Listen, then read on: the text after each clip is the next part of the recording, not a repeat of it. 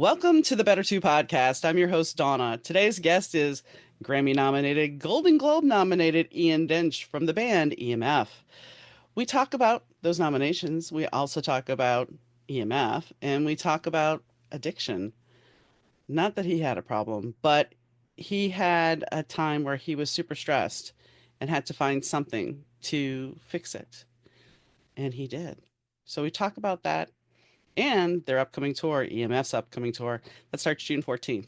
So tune in. Hi, Ian. How are you doing today? Hi, Donna. I'm doing great, thank you.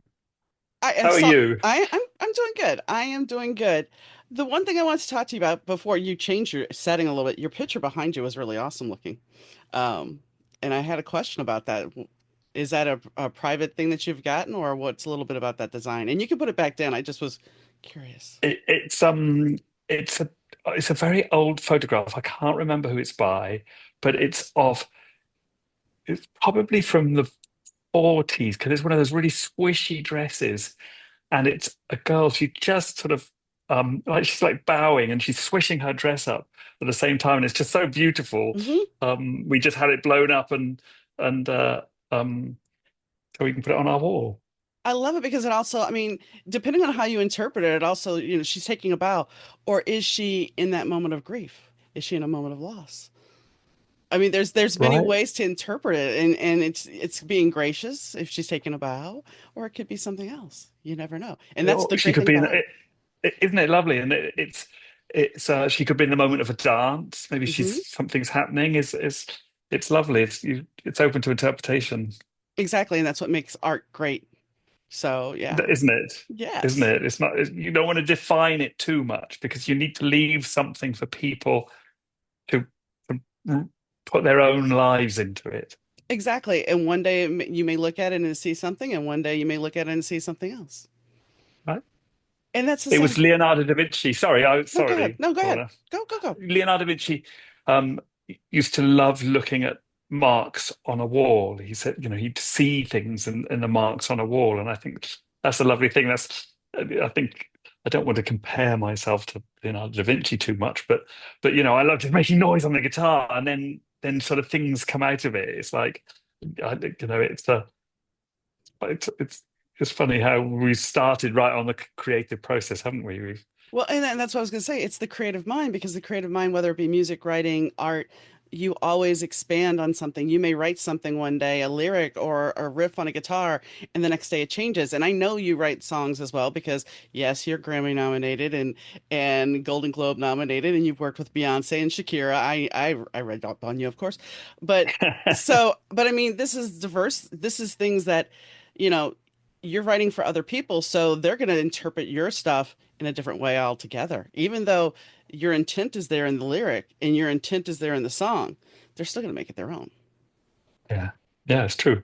Yeah, it's but it's nice to do something together, like to find a communal intent and I love collaborating with people um and James and I from EMF always had a really great chemistry because we felt the way each other was going. We loved sharing that journey, trying to find where we were going. We loved guitars and we loved electronic keyboards and those great sort of English indie bands from the 80s like the Smiths and the Echo and the Bunnymen, but we also loved the hip hop that was coming from the States like Public Enemy and De La Soul and so it was like it's like mixing it all up together and seeing what comes out um and I think it was lovely when you do it with somebody that you share a connection with, because then that communal intent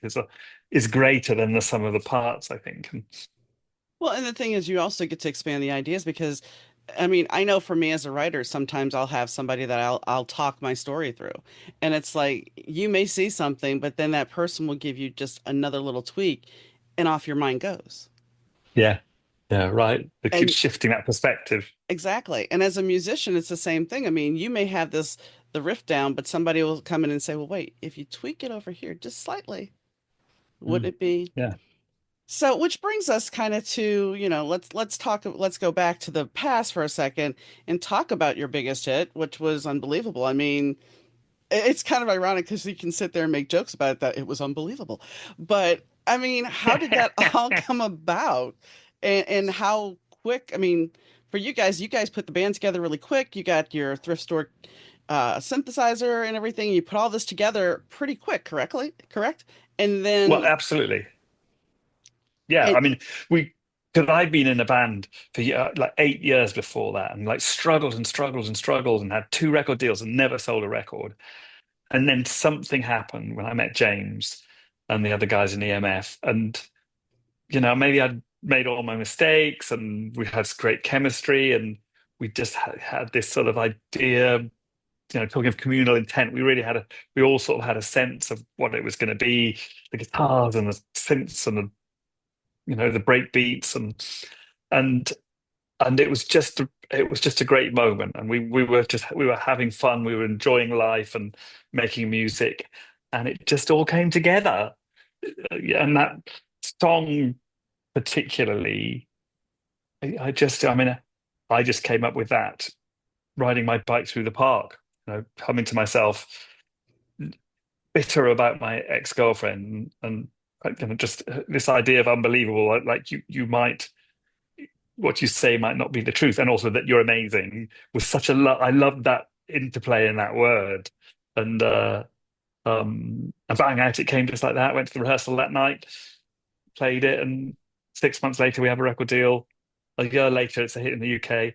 Year and a half later, it's a number one in the US, and it's just you couldn't have hoped for anything better. well, and to be honest, I was talking to one of my friends who is a millennial, and she's like, "So how's the podcast?" And I'm like, "It's going well." And I'm interviewing somebody from EMF. Who's that? You know the song "Unbelievable"? Oh yeah, okay, that's so cool.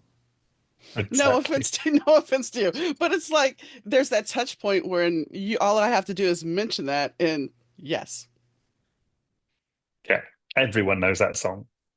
It's just it's somehow. I remember after the craziness of those those early years, some friends and I went off to the Amazon jungle to escape the madness, and it got all too much, and we went, flew to Ecuador, went to Taina, which is on the edge of the Amazon, went deep into the Amazon with a guide, and just came across this little shack in the middle of the Amazon in some little shopping place, and guess what was playing in the shack? And you're just like, I can't And get away. I can't get away. But also, it's hey, listen. I mean, how wonderful that Hmm. it's reached so far. So what was it like going into the Amazon? I mean, not many Ah, people that was do. right. I mean, it was such a wonderful trip, and our guy Faustus, our guide, uh he had like a machete. We stayed in this little hut, and we went for a walk in the jungle with a machete, and and if he wasn't there, and we'd taken a step off the path, you would have been totally lost. It's green everywhere, and and and it's properly rural, the depths of miles from civilization, and it was wonderful. But I do remember at night, if you go into the toilet at night, was very scary because the toilet was like a cabin away from the hut, and the hut was raised on stilts, and so you'd wake up and there were lots of weird noises, and then you sort of clamber down the ladder, and you'd have to walk into the jungle, and you'd have a torch, and then all these little bugs were flying around, and these weird noises. It's like it definitely is a strange place. It would definitely, it gives Welcome to the Jungle a whole different meaning for you. And I mean, Oh, don't I, you love Guns N' Roses? oh yeah, but I mean, I can only imagine seeing the sky. Of course, you have a lot of vegetation, but being out there around all that nature, even though there's scary moments, it's also got to be awe-inspiring and breathtaking. Yeah, it's truly wonderful. And we come from a place in the far west of the United Kingdom, called the Forest of Dean, which is a forest, and it was really lovely growing up around there in the green. And one of the things we did as a band was we'd go out and play music in the forest, have raves in the forest, and there's lakes. We go swimming in the lakes at night, and it's really one wonderful sort of to exist in that sort of space. You have a sort of freedom to it.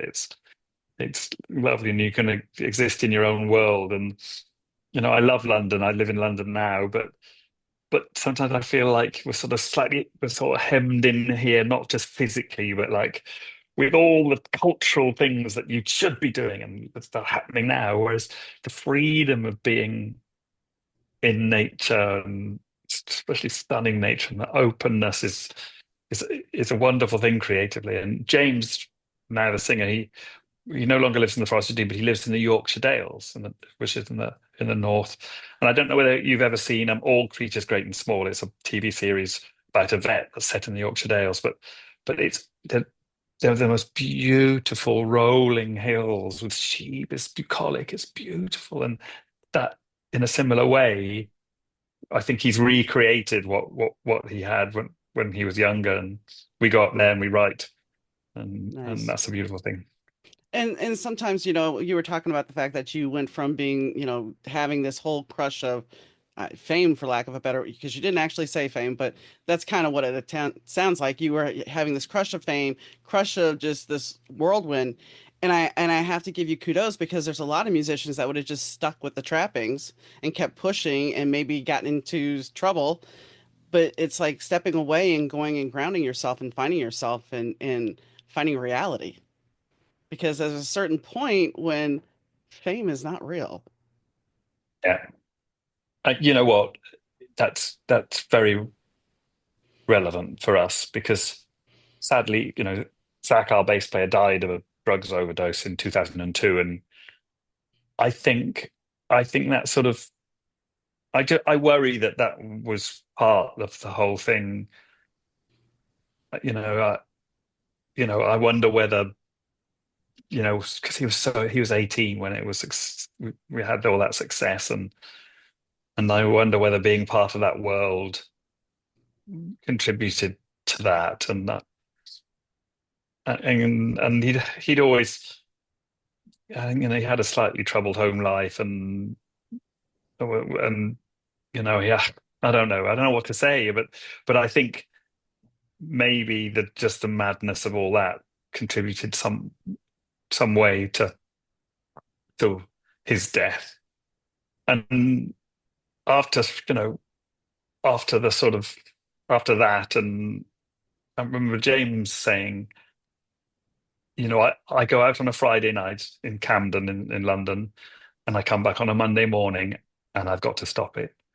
And that's when he moved to the Yorkshire Dales. He went out there, and I think and for that, tried to find that freedom and peace, and because it does get too much, and it's very sad. There are way too many casualties of young fame, and I've got some friends in the football world, and they have such a duty of care to their players, because I guess because they have to be physically fit Yeah. to play, and there's so much money riding on them. But the music world doesn't seem to do that. There doesn't seem to be any duty of care to the people. They're just like milk them while they're hot, and damned with the consequences.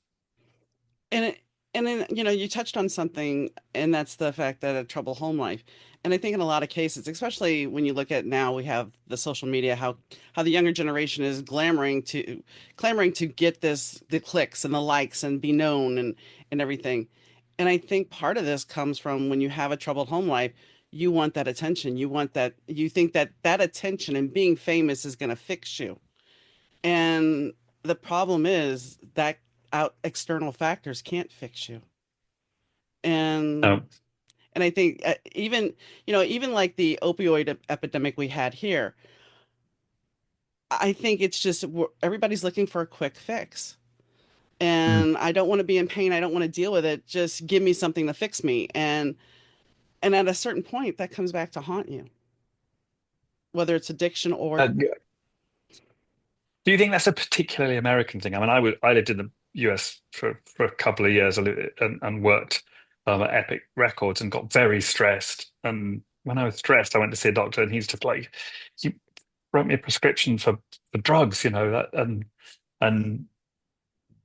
and I took those drugs, and I was like a zombie, and I'm like, I've got to find another way to deal with this. And thankfully, a friend of mine recommended mindfulness meditation, and I found a great teacher in New York, so I found a more holistic way to deal with it. But just the speed with which that doctor wrote me those it's just like, oh, there's a pill for it, here, I'll take the pill. I And do I think, think that's go ahead. no, yeah, carry on, that's it. I do think it's an American thing because, now we have all the drug ads. And I have a friend who's a podiatrist, and she tells me one day when one of the drugs was on a football game, the Super Bowl. It was on the Super Bowl, and by Monday, so Sunday, the Super Bowl, Monday, they were having calls for this drug that wasn't even on the market yet. And if you got a script, it was going to be $500 a pop. Whoa. In my own experience, so my late husband and I had gotten in a car accident. He went to an orthopedist. The orthopedist prescribed, I don't even know how many. All I remember is when we picked up the drugs, he had 3 bottles of Vicodin and another 2 bottles of Flexeril. Wow. When I went to a pain management doctor because I had a back injury, the pain management doctor's like, okay, well, I need you to take 3 Vicodin a day and 2 Flexeril a day. And I knew from prior experience, if I took 1 Flexeril, it would screw me up for 2.5 days. So I'm thinking to myself, and this is where the like you, I have to come up with an idea on how to take care of myself. So I was just like, no, I will figure out a way. I will live with the pain because at a certain point, being bedridden and drooling does not sound like quality of life. I would rather Absolutely have not. quantity of life than quality of life. So I think they don't do it so much now, but I mean, because I worked in insurance for a while and I heard stories of people getting in a car accident and then they would go to the ER just to get pain medication. They don't do that anymore. But for a long time, it was just here you go. And the doctor, who was a surgeon at the time when my husband had that accident, eventually left the practice. Wow. So, we had this big opioid crisis. It's tuned down. And I even had one guy when I was working in insurance call me saying I needed to settle his claim because he was taking 8 Vicodin a day. Whoa. Sir, you may have a problem. That's the truth. That's the Because how truth. do you function like that? And not Yeah. that we wanted to go here, but that's the thing about the show. We go wherever. And Well, hey. but I Well, think, go ahead. I was going to say, well, it's great to hear you say we had an opioid epidemic. Is there some sense that it's easing, things are getting better? I think it's cracked down, but I mean, there's some people that have Portland has legalized fentanyl. Do I agree with that? Not necessarily, but I mean, the problem is, and it's going to go back to this. Sometimes pain is not a physical thing.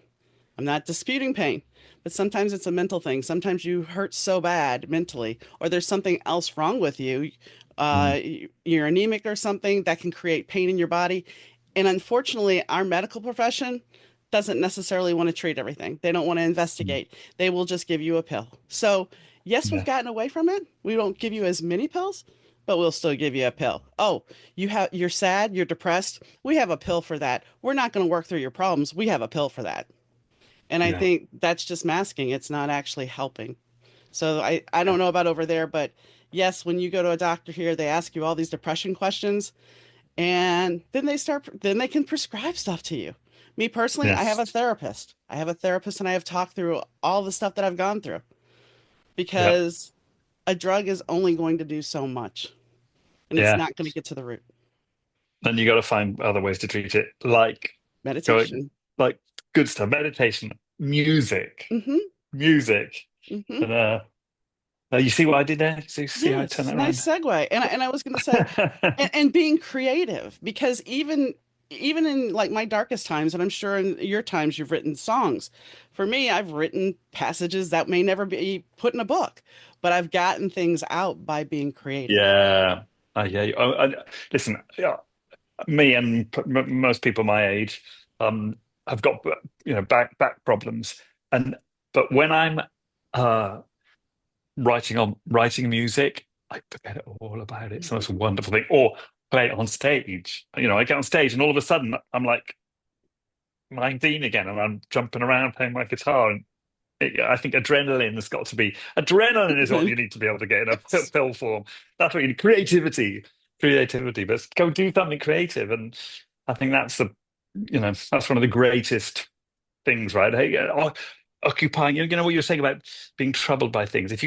It's like the greatest form of meditation to imagine things and create something out of your imaginings. I think that's the best sort of therapy, and And certainly it, for me.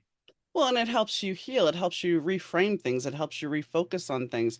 And maybe that moment that was so helpless becomes better, Yeah, yeah, it's the and you truth. have hope. Yeah, yeah.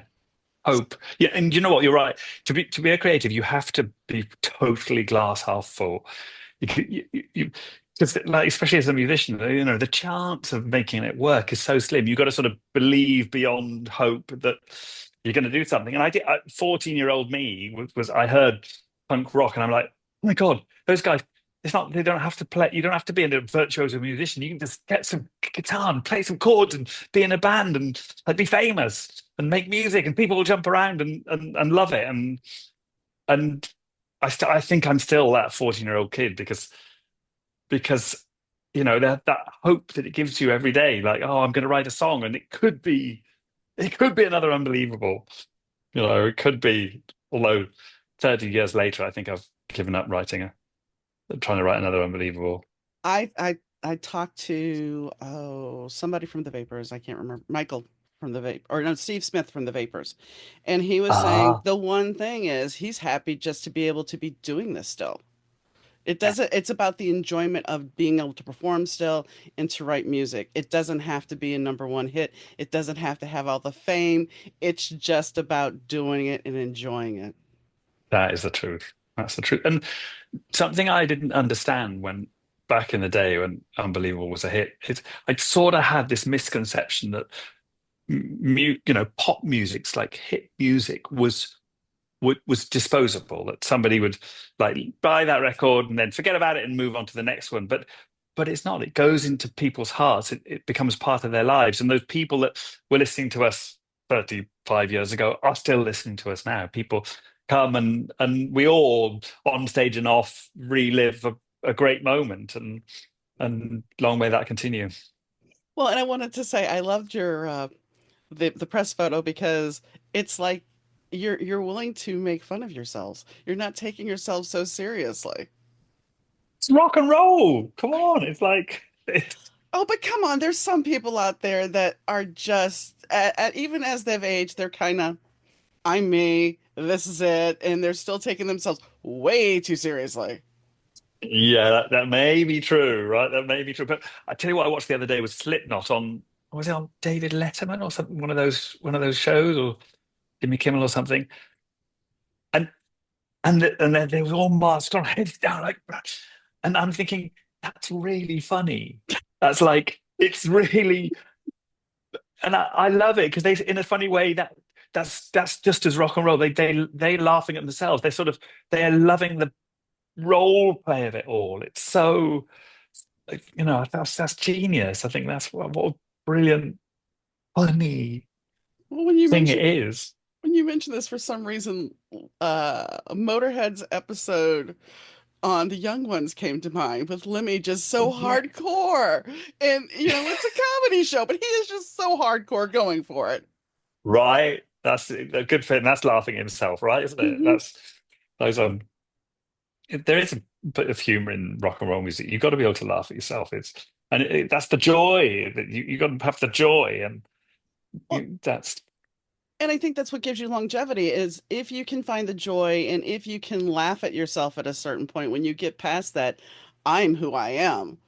I think the truth of the matter is you've come to this point, and I would say, and granted, I am not you, but I would think, you hit this echelon and it's like, yeah, I have the world by the balls.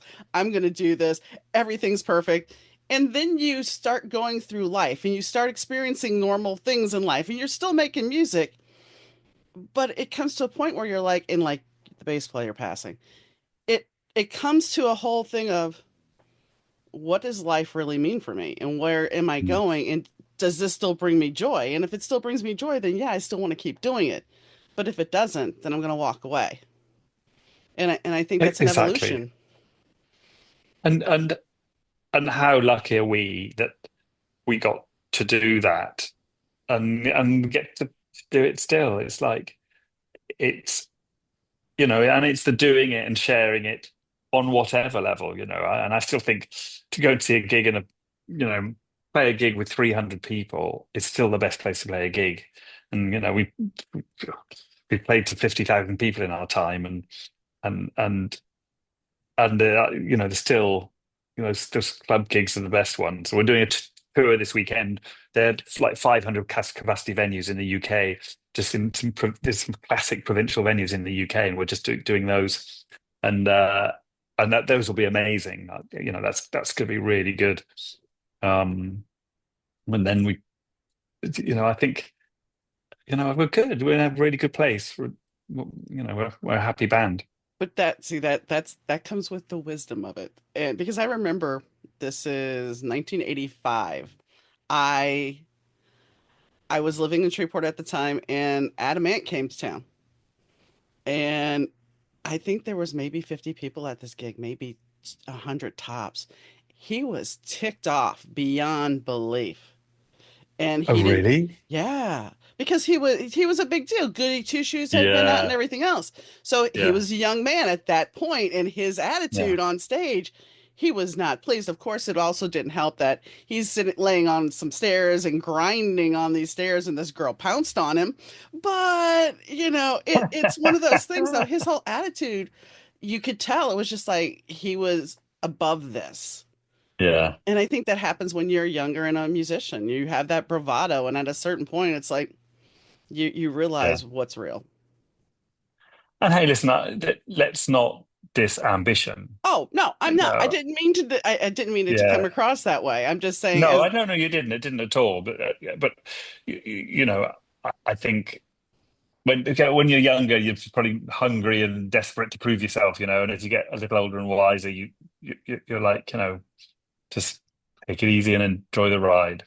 oh, when I was 17, I was going to be a badass bass player, and I was going to rule the world, and I was going to do this, this, and this. And yeah, Love that. I did not do any of that, but that's okay. I did other Yeah, it's things. okay. Yeah, But I mean, it's all part of. but but had I had that drive and that ambition to be a bass player, I would have done it. But I didn't. I just was like, Yeah, whatever. But so I want to revisit something else. I read, or should I say, someone told me that you worked on a Broadway play. I did. I actually did. Yeah, I wrote a couple of songs for King Kong. Okay. Um, I don't, in 2018, there was um, a Broadway musical of King Kong, and it had the most incredible King Kong. I mean, the gorilla was awe-inspiring. It was a animatronic um, creation, and it took 14 people to move it. Oh, And there was only one theater in New York where they could put it on that was big enough to house it, and uh, and it leant over the audience, oh and wow. it was it was truly creepy and scary, and it was a wonderful thing, and I was lucky enough to write a couple of songs for it, and it was a introduction to the world of musical theatre for me, which was something I'd always wondered about, and it's something I love uh, fiddling with now. I'm working on some musical theatre things. We're going to have to do the EMF. James and I were talking the other day about doing EMF the musical, There you go. and he's um because he did after EMF, he did James did some teaching, and there's like we've got this great idea where because he said that one day he he started out teaching, and he was in front of a bunch of 14-year-olds, and he's like, how did I get here? And it was just such a great idea for a musical. One where he's singing to millions of people, and then he's there in the classroom like teaching to these 14-year-old kids, and and I think there's a lovely contrast in that. And Oh yeah. of course we've got the song Children, so that's yeah, the EMF, the jukebox musical EMF, coming to Broadway There you go. some one day, But I mean, who knows. it is an interesting thing when you think about it because I mean, here you were there performing for all these people, and all of a sudden it's like now, and the question is, do the kids know who you are? You know, Yeah, if they have no clue, it's like it really puts perspective into your life at that point. Because yes, you're yeah, helping kids, but I mean, it's the reverse of the whole Sting thing that Sting went to school and then he became this, then he became Sting. yeah, yeah, right. But the funny thing is, yeah, you're right. It is a reverse because but James is a very reluctant pop star. Yeah. He could barely say thanks at the end of a song. And then, as I told you, he's like, I go out on a Friday night, come back on a Monday, and I got to change things. And he had a family, and he settled down, and he went back to college, and I so credit to him. He wanted to sort of ground his life, and went to teach music, and found himself in front of a classroom of 14-year-olds. But it was so good for him because it sort of taught him how to hold somebody's attention, how to be direct. And now he's the most amazing front man. I mean, eat your heart out, Bono. James Atkin is coming, and and it's like he's learned how to commune with the audience. And I think EMF are better than they've ever been because of that. Because James is in such a great place, and it's good. It's good for you to get grounded and find out who you are, and not get involved in all that fame BS. It's like it's you've got to. It's an important thing as a person, Mhm. for anybody to know who you are, and famous or not. It's just like just be comfortable in your own skin. Well, and I don't know. I mean, I know exactly what you mean because when I left my last job, I was an insurance claim supervisor. I had worked my way up, and that became even though I was married to somebody, I would pick him up from the train station and I would start talking about my job until we went to bed that night because it was that stressful. Like you were saying about the stress, it was that stressful. It was eating me alive. I'd get up in the morning, take him to the train station, go to work, and it'd be just this vicious cycle. And how I started relaxing was playing Grand Theft Auto. I've never played it since, but at the time, It's but better than a pill. Better than yeah, a pill, I guess. but when I left that job, it was so much part of my identity. I mean, I had the flu and I'm walking through a grocery store and somebody had traipsed lipstick across the floor. And I'm sitting there going, we have to find somebody because that's an accident waiting to happen. Somebody's going to get hurt. There's some liability there. So the insurance brain was still there. I was still identifying so much as this job and not so much as me as a person. And I think that's a part of the problem is we spend so much time trying to excel at a job. It Yeah, doesn't matter if it's a famous job or just a regular job. We're trying yeah, to excel. We're trying to put food on our family's table. And then what? And what do we have afterwards? Who are we? Who are we at our core? And I think that's yeah, part of the reason we're here is to figure that out. yeah. Right. Yeah. And I must say, from my time in New York, I think the Americans, work is super important to Americans. I don't know whether this is true, and I know some Europeans say, the Americans um, live to work and the Europeans work to live. And I think I'm not sure whether that's completely true because Americans certainly know how to enjoy themselves. But I think and it's probably a reason why America is very successful as a country because but work is very important to people in America. People take it seriously, and it become, and they want to excel, and that's not a bad thing. But I guess the flip side of that is that people become obsessed with it and don't know how to look after themselves, outside of that. And um, and I think that's important. And I think the French have got it right because they stop for lunch for 2 hours and like talk and health wise, they're so much better for that. And I think the English need to do that as well. And I think part of the problem now too is the fact that besides that, every we have such an economy now. You know, when I was growing up, we had a thing called layaway. So you would buy something, you'd put it away. Credit cards weren't such a big thing. Now we have such an instant gratification in our society that you have to pay that bill. You enjoy the moment you went out to that concert or dinner or whatever. Now you have these credit card bills. Now you have this interest rate that's really crazy, and now you have to pay it and you have to keep working. So it's just a vicious cycle. Where the Yeah, layaway thing was like, okay, well, I will get it after it's paid off and or paying on time. But yeah, and there was no interest. There was not the there was not this extra yeah, payment except maybe right. like a $5 fee. So yeah, Oh, now it's explain the like, layaway to me. So I don't know what layaway is. okay, So so you pay layaway, for it in parts and then you right. get it at the end. Right. Yeah, So like right, when I was right. Yeah, in high school, I wanted to get a wardrobe because, you know, my mom I didn't want to wear my mom's hand-me-downs anymore and I wanted to be cool because it's the 80s. And so I went to a store and I got some clothes and I put them on layaway. I put like a deposit down and then an extra $5 for handling. And then I had like X number of months to pay it off and I had to pay every week. Sometimes it was less than a week, sometimes or more than a week, but it depended on where you got your stuff. And then at the end you got all your things and you were free and clear. right, right. And That's there good. was yeah, there was Like no saving. It's sort of like it's yes. sort of yeah, Yes. You had a reason you were saving for something. And yeah, sometimes things you would end up changing your mind about, but most times everything was there and you got your stuff and that was it.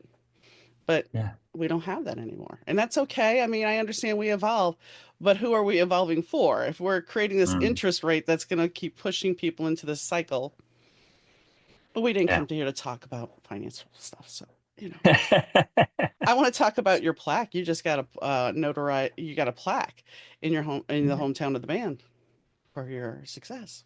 I do. Do you have plaques in the US? We have They are memorial plaques, but I've never really seen a lot for uh unless it's I guess somebody really notable like their house or something, but most of the time it's we don't put plaques just, you know. It Yeah, depends. well, they for living people, right? For Right, living, right. maybe it's because we're getting on a bit, and that they know we're. But yeah, they in the UK they're blue plaques. They're all blue, and there's all sorts of famous old people usually. I'm just trying to think. There's a painter called Pierre Mondrian around the corner from me here, and there's a plaque where he used to live, um, and our hometown of Cinderford kindly gave us a plaque a month ago for unbelievable achievements is written on it, and Yes. um, which is very cute. And I think one of the things James says when we play, he says we are EMF, the original brave ravers from Cinderford in the Forest of Dean, keeping the faith since the 1990s. And I think they felt that because we've always represented where we came from, that we deserve to you know have the plaque. And we had when it was a wonderful day. We went and met the mayor and the local member of parliament, and they gave us they gave us some mini plaques to put in our house, and we had a whole ceremony and unveiling, and we're going to play a homecoming concert there on July the 12th. Nice. Um, um, when we come back from our US tour. And I was going to say, you're going to be Um, over here starting June 14th. yeah, we are West Coast, up Yes. and down the West Coast in June. That's going to be good, right? It's Hmm. going to be hot, right, in June, Yeah, yeah. Arizona will even in definitely be Portland. hot. I've been to Portland before. Portland, I don't think is going to be too hot. Right. But I haven't been to, I went to Portland in January. Okay, But it shouldn't be too bad. it's good. Yeah, Portland's nice. but LA's going to be hot, isn't it? Vegas is going to be super hot. Vegas is going to be Um, super hot. Los Angeles time kind of lately is it's hard to say. It's hard to say. ah, Hard to say. but But but I'm we're looking over forward to it. as you should, and I'm sure it's going to be good. And I mean, it's an amazing time to be able to tour and get through and play. And Are you worried about any of the visa issues or anything? I mean, I don't know. I know. I mean, yeah, I don't know whether. I mean, it's not like I'm just trying to think whether we've done something. We got involved in a campaign for political truth, but it was bipartisan. It was like, can we please um, have our politicians tell the truth? And a friend of mine is involved in trying to get legislation through parliaments um, where politicians have to be able to back up what they say with evidence. And it's gone to the first reading in the Welsh Assembly. And Good. we let him use the song "You're Unbelievable" for obvious reasons for that campaign. And so there's all sorts of figures in the video of that, including your dear president. And but it's not like we are Yeah. singling him out. We are Yeah. talking to politics from the left and the right, and it's, as I say, it's non-aligned. It's just all politicians need to be telling the truth. Whether they're going to get offended by that, I don't. Who knows? These are difficult times, and um, I've said things on this show talking to Vox from the Chameleons that most likely could get me locked up.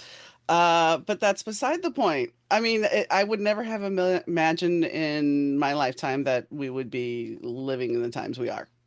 But here we are. um, well, good for you for talking about stuff, right? Because I mean, you can't. You feel as you're in a climate where what we're not going to get let into the country if we say stuff. It's I know. like Or I can that get to, seems. I can get kicked out of my own country because I've said something. But yet, we are the truth maker of free speech. It's Yeah, like and we're not gonna go here. I just want to say one more last thing. It's like I feel like I live in the upside down world because nothing over here makes sense, and you have to, especially with me having cancer, I have to turn the TV off because it didn't make sense when I wasn't going through anything, and now it really doesn't make sense, and yeah, there's only so much stress you can deal with. yeah. Right. Very stressful. So, are you going to be working on new music? Because I saw you cleaning the studio on Instagram, so I assume that you would most likely be. Yeah, yeah. So we've got some new things coming through. Um, yeah, we've been trying some new things, and sadly, our longtime producer died um, Sorry. a month ago, and Ralph Jezard, who produced Unbelievable and the first two albums, and our latest album, The Beauty and the Chaos, and it was so great to work with him again, and he was so much part of the band, and it's such a great loss. But I think he would have been happy that we, keep going and find somebody to work with, and so we're writing some songs, trying some things, talking to some people, and hopefully, you know, that'll that'll come out before too long. I want to talk to you a little bit about the fact that, I mean, you've seen the music industry in multi different facets because not only, you had your punk band, you had those record deals before, you had EMF that you've been signed, but then you were an A&R person, and then you were also in charge of a label. How do you see the difference as is in this evolution for you in the music industry? I mean, do you see that the music industry has evolved? Do you see that it's not everything that it's not as glamorous as people make it out to be? I think the music industry will always be glamorous just because of the craziness and joy of playing music and having the chance to reach so many people. And I still, all those new young artists like Chapel Roan and Olivia Rodrigo that my 9-year-old daughter listens to. I think for her, they're just as exciting as discovering the Sex Pistols was for me. And and my son is obsessed with hardcore techno music, and that's his joy. And he's a bit older; he's 20. Um, so I think at root it's the same thing. What the the the difference is, I mean. the sad thing is that the streaming services don't pay people. So, back in the day when, I learned my trade, um, I had those two record deals. The record industry sort of invested in me because they saw that my band had potential. And hey, we didn't realize it, but my God, did when I did realize it, did they get a big cut of that? So it was like investment. It was that paid off a big return when you got it. And as it's funny, as I was working in Epic Records in New York in 2009, the whole model for record industries changed because instead of somebody's hunch signing a band, finding a new thing was somebody thinking, oh well, if we develop this, this could be good. They suddenly started looking at stats because they'd get the data from online and they'd see all these bands starting out. They'd be able to see the one that had the biggest response. And rather than getting in right at the start, they would just write a check for it as it started to work. And as a business model, I understand that because for the record industry, that was, you know, they wouldn't have to spend all that money on things that didn't work. But for creativity, Yeah. it wasn't the best thing because then interesting things that didn't necessarily pay off the first time would never been. I mean, like Kate Bush. Kate Bush was signed as a young girl and just be worked away for years and years before Wuthering Heights, and like nobody would do that now because she wouldn't have any online figures. It wouldn't be. She wouldn't have good Spotify, Instagram posts. And so I think that's a shame. I think developing music is now down to the musicians themselves. But then on the other hand, people can do that on Instagram and TikTok but yeah, there seems to be this churn, things coming through all the time, and I don't know. I You think know, there's some go ahead. great things. I went to see somebody called Charlie Cunningham play on Sunday, who's a new English artist. He sort of launched in 2018, and he's amazing. And he's carved his own niche, and he's got great lifting figures, and he's sold out 3,000 seats at the Barbican. And I think there is hope because you can carve your own niche. He put his first record out himself, and it just connected. And so there is hope, I think. Yeah, and we put our own records out now, and they do very well. And there is, that's the flip side of it. Maybe people don't get paid well, but they take more responsibility for their own music, and creatively, that's a good thing. Well, like you said, there's this whole thing of now there's all this music coming out, which then you have the oversaturation of the market. But if you do your due diligence and you continue to keep promoting yourself, then you're going to get somewhere. I mean, for me as a writer, I have people that I've interviewed authors and everything, and I have people that were traditionally published, and now they're like, no, because I've had problems with their uh, publisher saying, well, this is the cover we want, and the cover made no sense to the story, and so they're like, I'm keeping my rights. And yet I Yeah, still see so many authors going, I want the traditional published deal. Well, you're still going to have to market yourself because they're not going to market you like they used to, and they're still going to take a cut, and you have to look at the bigger picture. While it's great to have a record deal and everything else, if you can do it on your own, isn't that better for you? Because then you can retain the most important thing of all, creative control. that's the truth. Yeah, and I don't think I've ever written great music while I've had a record deal. I mean, EMF's second album being the exception.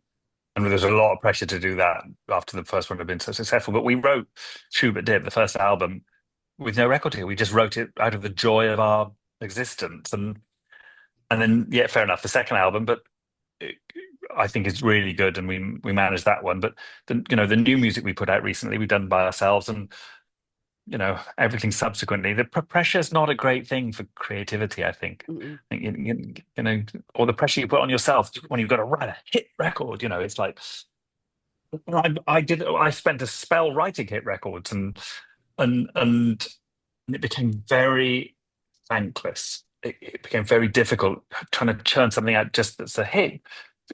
Things aren't hits because you write them to be a hit.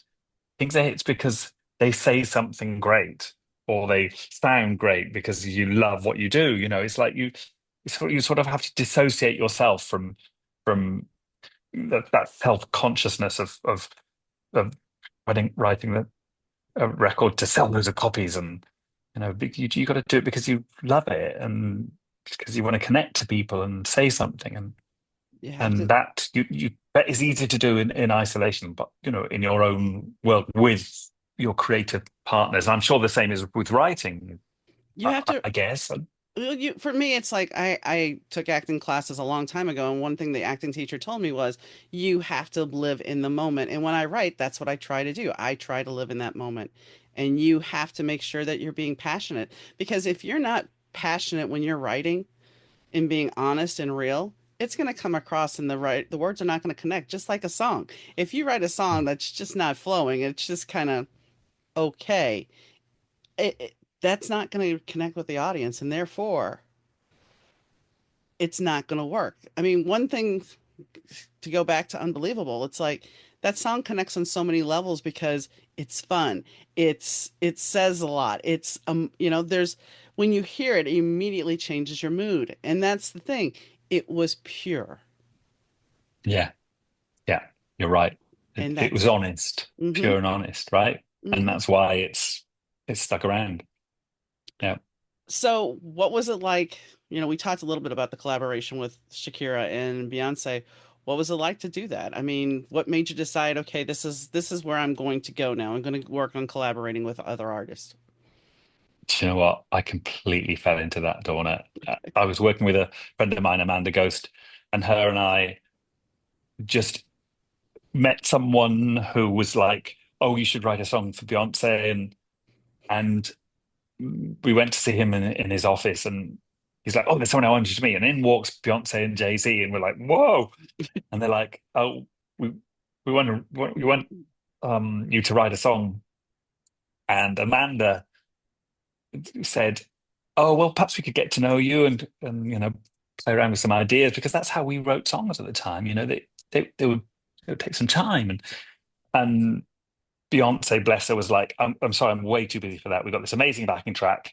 It's going to be a duet with Shakira. This backing track had a bit of guitar on it and like some cool beats and some people have tried to write a song on it, but nobody's managed it. And we've got the studio book tonight.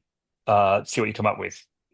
And we're like, "Oh," and and we'd never written a song to order like that before. But I think we've written so many songs for so many years that that moment was just right. And Amanda and I went back to the hotel and wrote "Beautiful Liar." Went to the studio that night, played it to them. They loved it. Bang, comes out, in a month, and it's a hit. And it happened so quickly, and it was kind of amazing. And we got excited. And we wrote a bunch more hits, and we were on top of the world. But then that's when it sort of started drying up because it was just like, you know, I think that was a wonderful moment. That was the joy of new things and come up with fresh ideas. And as it became something that you had to do all the time, it became harder. It And became I a think, it became a yeah, you're going to job. say it became a job. That's Hmm. it, like a chore, and I don't know. I love my job, but I love my job because it's a joy, not because it's something I have to do every day. And um, job is not a dirty word, but yeah, in that constant, but it can be, right? It is, because as a creative, it's like once you once you form that thought that this is a job, it takes part of that pure pleasure out of it. And if it takes the pleasure out of it, then it's like, do I really want to do this? Yeah, exactly. Do I want to keep doing this? Um, One other quick question. So when you got the nod that you were nominated for a Grammy, how was that? Hey, that's great, right? That's a wonderful moment. Yeah, yeah. Hello. Well, I mean, I love that Grammy. I love that you can say Grammy nominated, can't you? You can say that. That's And I that can still say, gives you some I kudos, can, even if you say not Grammy winner. Not that's not. I can also say Um, Golden Globe nominated as well. and that was lovely. And that going to the Golden Globes was a great thing. But sadly, we got to Golden Globes so excited, sat on our table with our nice clothes on, looking good. And the first award was for the best song, and Bruce Springsteen won it. And I just wish we could have hoped a little long. So we sat through the whole of the awards, like feeling crestfallen, and I wish they could have done it as the last award or something. So at least we'd have had a nice night. But hey, I don't mind losing to Bruce Springsteen. Well, and at least you got to be there because it's not like, the technical Oscars or whatever where they have a separate award show. So at least you got to be there. It was glamorous. It was very glamorous. Yeah, It's always important to look on the bright side of life. always glass half full. Yeah. Always. Yes. So is there anything that we haven't talked about that you would like to add? You know what, Donna? I think there's a million. You and I could probably talk all afternoon, Hmm. and but I've got another interview in. I When know was you it? do. In 3 minutes. That's what I figured. So I thank you so very So much, Ian. And oh, Donna, thank you. Such a pleasure talking to you. I think it's important that, Ian, when he was talking about his journey, leaving the thing behind and going off into the Amazon. I mean, you're talking night and day, the experience, and what a better way to ground yourself and say, okay, that is all an illusion. Yes, people love me, people adore the music, but it's not real. And I have to kind of move on and see where I'm going. And I think that's one thing that we get trapped in on a daily basis. We get lost in our jobs, we get lost in everything else that we have to do, and we don't take time for ourselves until we have to, until we're forced to. One thing that I've talked about a little bit is, I had that move last year and I knew something was wrong with my health. And it's like, I got to get this move done. I don't have time for that. And even this year was like, okay, so this year I have to get my house situated. I have to be able to unpack my garage. And I haven't been able to do any of it. And unfortunately, I am on week, yeah, it was supposed to be an 18-week journey. And so this week at the end of the week will be my second dose of chemo. And so, yeah, that is where I won't be free from this until mid-August. So, yeah, all the things that I wanted to get done, it's kind of like the universe or whoever is kind of like, sit your ass down. You're not doing anything except this. And I'm glad that I get to do this because it's kind of one of those saving graces where I get to step away. And as we were talking about, like him getting up on stage, me being able to do this it takes my mind off of other things. So I get to function and do things that I want to do. And this is part of that. It's something that brings me joy. Um, and I think that's important because on this journey, there's those days where, you can cry at the drop of a hat and you're like, okay, what's going on? I didn't, but there's a certain mortality to it. This weekend, something we never talk about. We talk about chemo and we talk about the fact that you're going to lose your hair. Okay. I've been told that by doctors. I've been told that by nurses. I've been told that in my chemo class. The thing they don't tell you is that when you go to lose your hair, your head feels like somebody smashed it and like you hit your head on a door or a car door or something as you were getting out of the car. It's that feeling, and you wake up in the middle of the night and your head's hurting, and it's like, okay, what's that about? Because you didn't hit your head, you've been in bed. Well, the truth of the matter is your hair follicles apparently decide to go, hey, we're going to let you lose your hair now, or hey, your hair's coming back, we're giving you a warning. But nobody tells you that. Just like nobody tells you how, all these other little things that come up that your feet may itch or that you're going to have these pains and you're not going to know how to deal with them. Nobody tells you about those things. They just tell you you're going to lose your hair. But chemo is so much more. So, kind of what we're talking about there is like you have to find something else that's going to detract your mind from those things because it's one of those things where you have I can't I yes, I'm a cancer patient. Yes, I'm a chemo patient, but that's not all that I am. I'm more than that. And I think that applies with our jobs, it applies with our families. And I talked a long time ago when this show first started about labels. And I can, I gave him some labels when the Grammy nominated, the Golden Globe nominated, but that's not all who Ian is. Ian is a bigger person. He's played guitar, he played keyboards. His dad taught him how to play classical guitar. So it was always part of him. And I didn't really explore that because we explored other things. Music is part of his life, but he's also done other things. And he has a family and he has kids, and there's so much more to us than just those labels that we put upon ourselves. You know, we talked a long time ago about the word widow. I hate that word because why do I need to be a widow? I'm single again. And I think that's one of those things. It's just like we're going to put this label. So for statisticians, of course, but what does it really matter? I love somebody and they left. They passed. It should not matter. Just like it shouldn't matter, in 10 years from now, if I'm still here, that I was a cancer patient. Sure, my medical records it will, but ultimately, is it who I am? It's part of my journey, but I don't have to label myself that way.